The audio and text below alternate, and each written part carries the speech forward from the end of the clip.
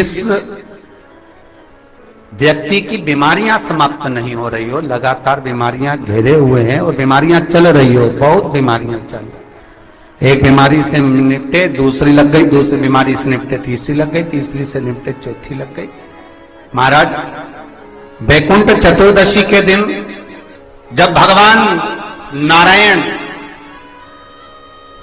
मणिकर्णिका के घाट पर पहुंचते हैं,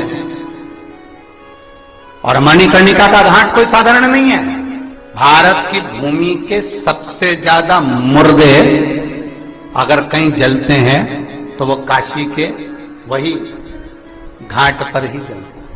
तंत्र विद्या, देव विद्या, अघोर विद्या, रतन विद्या,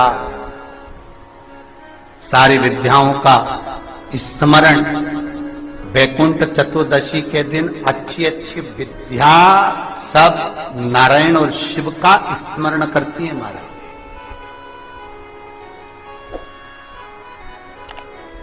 भगवान विष्णु और भगवान शंकर का स्मरण, अच्छी अच्छी विद्या।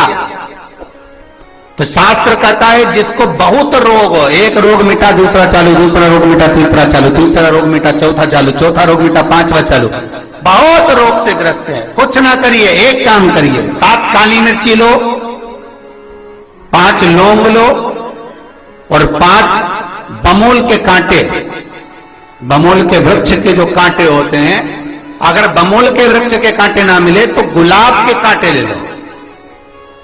कांटे लेकर उसको एक लाल पोटली में, एक लाल कपड़े में, छोटे से टुकड़े में उसको बांधकर, जो व्यक्ति बीमार है उसके ऊपर से हरि और हर का, भगवान शंकर का मूल मंत्र का स्मरण करकर, अगर कोई मंत्र, गला पकड़ रहा है, अगर कोई मंत्र ना हो महाराज, तो श्री शिवाय नमस्तुभ्यम और ओम नमो भगवते वासुदेवाय, इसका स्मरण कर कर आप 21 बार उतार कर उसी व्यक्ति के सामने बाहर, घर के बाहर उस पोटली को जला दीजिए। उसकी धुआं उस जीव को लगने जो निरंतर बीमार पड़ रहा है, बीमारियां धीरे धीरे छूटने लगी। कार्तिक के महीने में जो दीपदान होता है, माताएं सवेरे घाट पर स्नान करने जाती हैं तो वहां दिया लगाती हैं। शाम को तुलसी का क्यारा, दरवाजा सब दूर दीपदान होता है। केवल कार्तिक के महीने में, पूरे महीने जो दीपदान होता है वो शाम के समय पर, सुबह के समय पर, आप जब सुंदर कार्तिक स्नान कर रही हो तब, या शाम के समय पर दीपदान करती हो। पर पूरे कार्तिक के महीने में केवल एक दिन ऐसा होता है जिस समय शाम को दीपदान नहीं होता, बल्कि मध्य रात्रि में दीप का दान होता।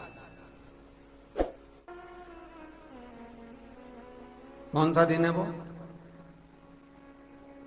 पूरे कार्तिक के महीने में केवल एक दिन ऐसा होता है जिस दिन मध्य रात्रि में दीपदान होता है, ना सुबह ना शाम।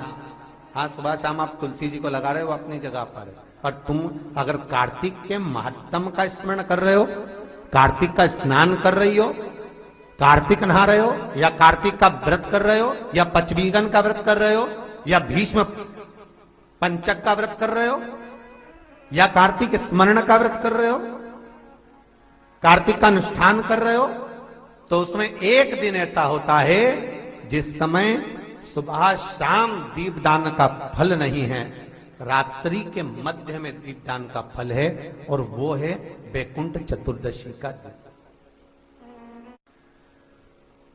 पूरे कार्तिक के महीने में केवल एक ही दिन रहता है जिस दिन शाम के दीपदान का फल नहीं है, मध्य रात्रि के दीपदान का फल है। दीपावली पर जो दिए लगाए वो 11 दिए, 21 दिए, 5 दिए, 7 दिए, ऐसे लगाए जाते हैं। एकादशी के दिन जो दीपदान करा उसमें 11 दिए, 7 दिए, 21 दिए, ऐसा दीपदान होता है।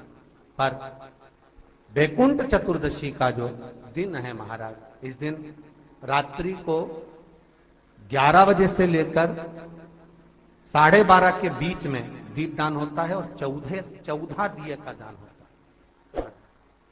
इसमें 14 दीप,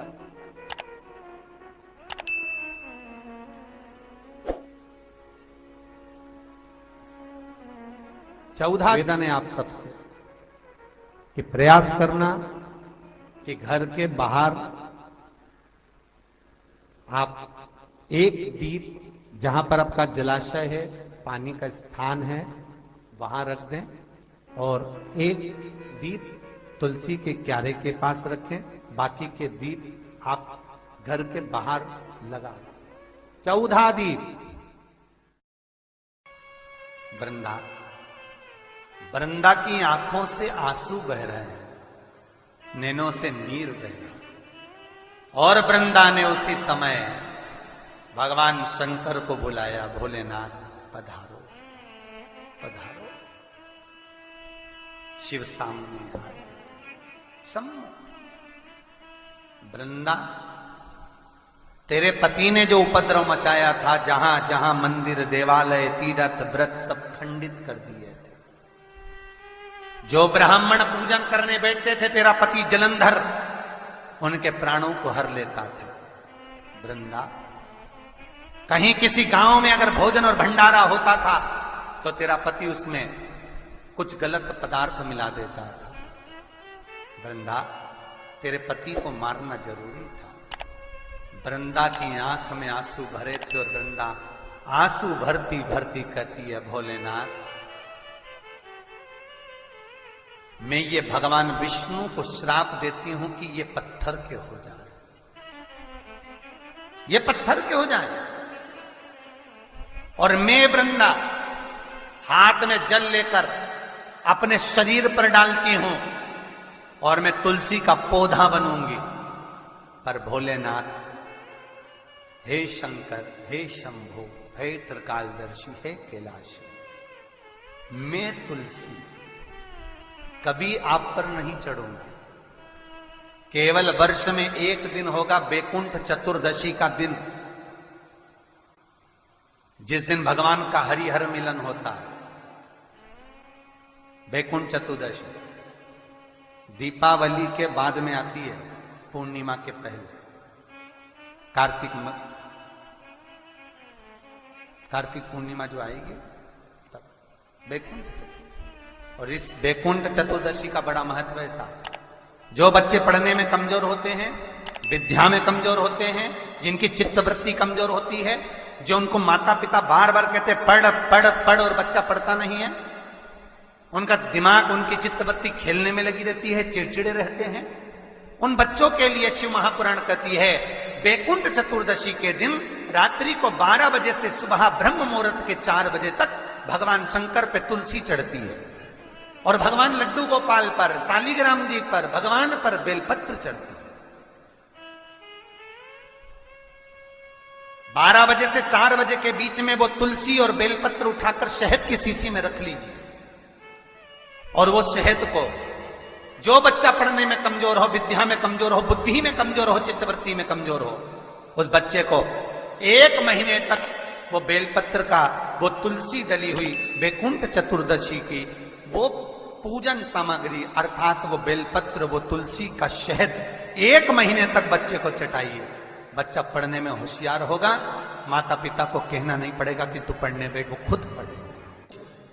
तुलसी कहती है बैकुंठ चतुर्दशी के दिन केवल मैं तुलसी आप पर कभी नहीं चढ़ूंगी शंकर।